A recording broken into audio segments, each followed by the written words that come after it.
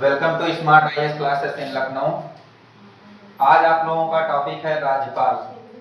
आप लोगों को मैंने संघ की कार्यपालिका पूरा पढ़ा दिया है। अब राज्य की कार्यपालिका में पहला टॉपिक है राज्यपाल। आप जानते हैं जिस तरीके से संघ की कार्यपालिका राष्ट्रपति से मिलकर के बनी थी और इसमें प्रधानमंत्री थे, उनकी मंत्रिपरिषद थी और महान्यायवादी शामिल थे। उसी तरीके से राज्य की कार्यपालिका भी कई लोगों से मिलकर के बनती है। यथा संभवतः जैसे कि हम आप लोगों को अगर बताएं तो राज्य की कार्यपालिका किससे किससे मिलकर के बनती है, तो राज्यपाल और मुख्यमंत्री, जैसे आप लोगों ने संघ में पढ़ा था प्रधानमंत्री, वैसे राज्य में मुख्यमंत्री, और जैसे आप लोगों ने पढ़ा था संघ में मंत्रिपरिषद, वैसे राज्य में इसकी मंत्रिपरिषद होगी। जैसे आप लोगों ने वहां पर महान्यायवादी पढ़ा था, वैसे यहाँ पर महाअधिवक्ता होगा, महाअधिवक्ता होगा। तो इस प्रकार से देख लिया, राज्यपाल, मुख्यमंत्री, मंत्रिपरिषद उसकी और महाधिवक्ता, इन सबको मिला करके राज्य की कार्यपालिका पूर्ण होती है। ऐसे ही संघ में पढ़े थे, राज्यपाल की जगह पर राष्ट्रपति पढ़े थे, इसकी जगह पर राष्ट्रपति पढ़े थे, और मुख्यमंत्री की जगह पर प्रधानमंत्री पढ़े थे। ऐसे ही हम लोगों ने मंत्रिपरिषद, तो संघ की राज्य की मंत्रिपरिषद है वो संघ की मंत्रिपरिषद थी, मंत्रिपरिषद सेम होगा। और जहां पर महाधिवक्ता है वहां पर महान्यायवादी था, महान्यायवादी। तो इस प्रकार से कंप्लीट हो गया। अब हम लोगों को पहला, जैसे उसमें राष्ट्रपति की चर्चा किए थे, यहां पर हम लोग चर्चा करना है राज्यपाल का। तो देखते हैं राज्यपाल। और हमने बताया था आप लोगों को किसी भी को पढ़ने के पहले उसके विषय में थोड़ा सा आपको, उसका कार्यकाल कितना होता है, उसकी नियुक्ति कौन करती है, उसको शपथ कौन दिलाता है, उसके कार्य क्या होते हैं या उसकी अहर्ताएं क्या हैं, इन्हीं के बारे में सबसे पहले जानना होता है। आपको ट्रिक तो मैंने बताया ही था सारे 8 के याद करने का राज्यपाल के। तो जिसको ना पता हो डिस्क्रिप्शन में देख लेंगे, इसका ट्रिक वाला वीडियो मैं अपलोड किया हूं। भाग 6 में राज्यपाल का वर्णन है, यानी कि राज्य की कार्यपालिका का वर्णन है भाग 6 में, और भाग 5 में संघ की कार्यपालिका का वर्णन है। अनुच्छेद 153 से लेकर 157 तक वर्णन है। अब देखिए राज्य की कार्यपालिका में राज्यपाल, सर्वप्रथम बात करते हैं कि राज्यपाल की नियुक्ति कौन दिलाता है, इसको नियुक्त कौन करता है इसके पद पर। तो राज्यपाल को नियुक्ति भारत में प्रत्येक राज्य में राज्यपाल जरूर होता है, या कहें हम जिन राज्यों में राज्यपाल होता है उनकी नियुक्ति कौन करता है, तो राज्यपाल की नियुक्ति राष्ट्रपति करता है, राष्ट्रपति करता है। और ये जरूरी नहीं है प्रत्येक राज्य में एक राज्यपाल हो, एक से अधिक राज्यों के लिए भी एक राज्यपाल की नियुक्ति की जा सकती है। कहने का मतलब, जैसे उत्तर प्रदेश राज्य का कोई राज्यपाल है, ये नहीं कि अब उसे बिहार का राज्यपाल नहीं बनाया जा सकता, हो सकता है बिहार और उत्तर प्रदेश का एक ही राज्यपाल बना दिए जाए। तो ये कोई रूल नहीं है, प्रत्येक राज्य में अलग अलग राज्यपाल होगा, 2 या 2 से अधिक राज्यों के लिए भी एक राज्यपाल होगा। अब मन में प्रश्न आएगा, उसको वेतन कितना दिया जाएगा, क्या प्रत्येक राज्य का उसको वेतन दिया जाएगा? नहीं, इसका निर्धारण, उसके वेतन का निर्धारण राष्ट्रपति करेगा। राष्ट्रपति जितना वेतन उसको कहेगा उतना वेतन उसको मिलेगा। वो कहेगा अगर एक राज्य का वेतन दिया जाए या एक राज्य से कुछ ज्यादा दिया जाए, ये सारा इन्हीं पर डिपेंड करता है। अब ये तो हो गई इसकी नियुक्ति के विषय में। आई बात शपथ के बारे में। जैसे शपथ आप लोगों ने देखा था, राष्ट्रपति को शपथ कौन दिलाता था? सीजेआई। और अगर सीजेआई नहीं है तो कोई वरिष्ठतम न्यायाधीश। ऐसे ही राज्यपाल को शपथ दिलाने का काम कौन करता है? हाई कोर्ट का मुख्य न्यायाधीश। जो हाई कोर्ट होता है उसका मुख्य न्यायाधीश शपथ दिलाता है। अगर ये नहीं है तो वरिष्ठतम न्यायाधीश शपथ दिलाएगा। तो इस प्रकार से शपथ का प्रावधान देख लिए। अब इन द कंडीशन, मानिए कि कोई राज्यपाल नियुक्त होने वाला है, वो किसी विधानसभा या संसद के किसी सदन का सदस्य है, तो क्या वह राज्यपाल नियुक्त हो सकता है? तो बताया गया है कि जिस दिन वो राज्यपाल पद की शपथ लेगा उस दिन उसका पद रिक्त होना चाहिए, ना तो वो संसद के किसी सदन का सदस्य होना चाहिए, ना वो विधानसभा के किसी सदन का सदस्य होना चाहिए। मतलब वो जब तक अपने पद पर रिक्ति नहीं होगा तब तक वो राज्यपाल नहीं बन सकता है। अब इसको योग्यताओं के अंतर्गत देखते हैं, इसकी योग्यताएं क्या होनी चाहिए। पहले चीज तो जितने भी यहाँ पर राज्यपाल हो गए, राष्ट्रपति हो गए, या कोई भी यहाँ पर संवैधानिक पद हो गए, उसमें एक चीज याद रहे, भारत का नागरिक जरूर होना चाहिए।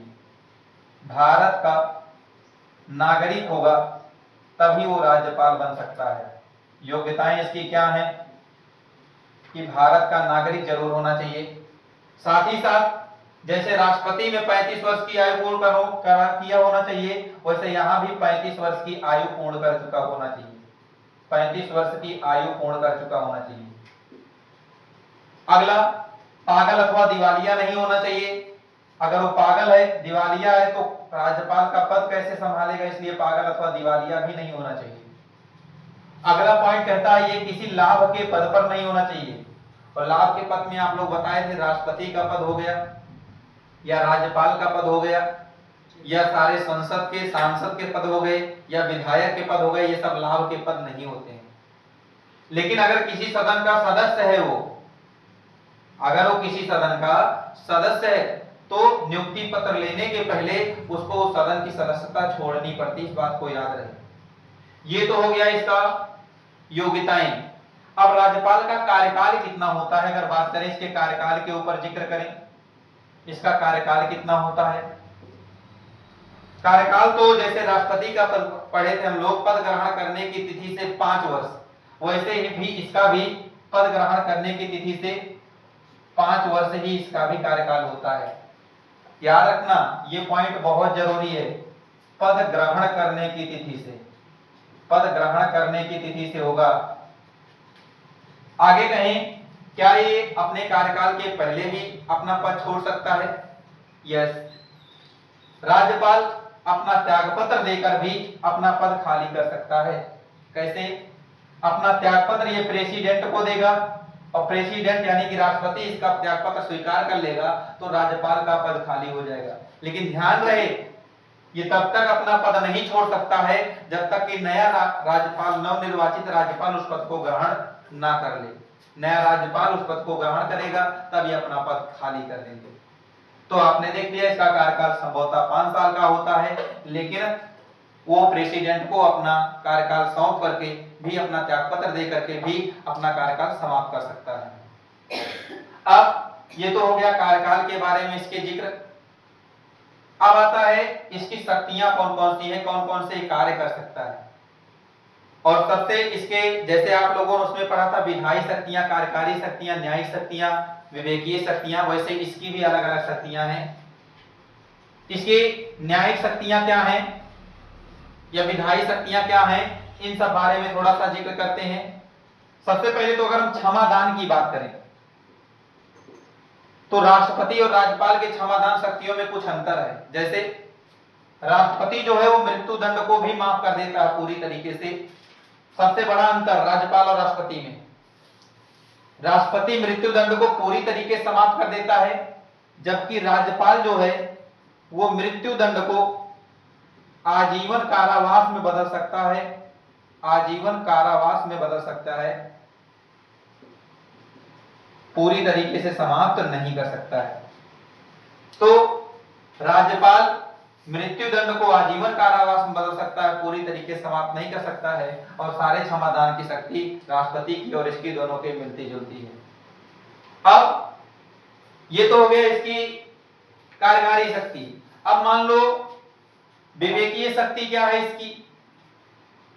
इसकी और शक्तियों की जिक्र करें हम। कोई विधेयक अगर राज्यपाल के पास जाता है, जैसे आप लोगों ने राष्ट्रपति के पास जाता था, विधेयक पढ़ा था आप लोगों ने, उसे स्वीकार कर सकता है, उसे अस्वीकार कर सकता है, वापस लौटा सकता है, दोबारा उसे करने के बाद फिर से उसे स्वीकृति देनी होती है। ऐसे सेम कंडीशन राज्यपाल के पास भी है कि उसे स्वीकार कर सकता है, स्वीकार कर सकता है, वापस लौटा सकता है, सुरक्षित रख सकता है। लेकिन एक स्पेशल पावर अब राज्यपाल को यहां पर मिल जाता है। क्या स्पेशल पावर ये मिल जाता है कि अगर राज्यपाल सोचे कि अब मैं इस पे खुद डिसीजन नहीं दे सकता हूं, तो वो राष्ट्रपति के पास भी भेज सकता है कि राष्ट्रपति महोदय आप इस मामले को देखिए। अब मान लीजिए राज्यपाल भेज दिए, गवर्नर भेज दिए, किसके पास? प्रेसिडेंट के पास। यहां से यहां चला गया मामला। अब अगर प्रेसिडेंट को लगा हम भी इस पे नहीं बोलेंगे, फिर से वो लौटा दे किसको? गवर्नर को। और गवर्नर ने फिर से कुछ डिसीजन देना नहीं चाहा, फिर से प्रेसिडेंट के पास भेज दिया। तो ये नहीं कि एक बार पुनर्विचार के बाद, लौटाने के बाद प्रेसिडेंट को सिग्नेचर करना ही होगा, ये कहीं पर भी नहीं कहा गया। जितनी बार चाहे यहां पर प्रेसिडेंट गवर्नर को वो प्रस्ताव वापस लौटा सकता है। जबकि राष्ट्रपति में आप लोगों ने पढ़ा था, एक बार अगर पुनर्विचार के लिए लौटाता है तो दोबारा वापस नहीं लौटा सकता है। लेकिन गवर्नर द्वारा यानी कि राज्यपाल द्वारा भेजा गया विधेयक वो जितनी बार चाहे उतनी बार वापस लौटा सकता है। इस पॉइंट को नोट रखना अपने माइंड में। साथ में जैसे आप लोगों ने पढ़ा था न्यायिक शक्ति में प्रेसिडेंट के, कि न्यायाधीश चाहे वो सुप्रीम कोर्ट के हो चाहे हाई कोर्ट के हो, उन न्यायाधीशों की नियुक्ति कौन करता है? पढ़ा था आप लोगों ने। तो न्यायाधीशों की नियुक्ति राष्ट्रपति करता है और सेना का प्रमुख भी होता है।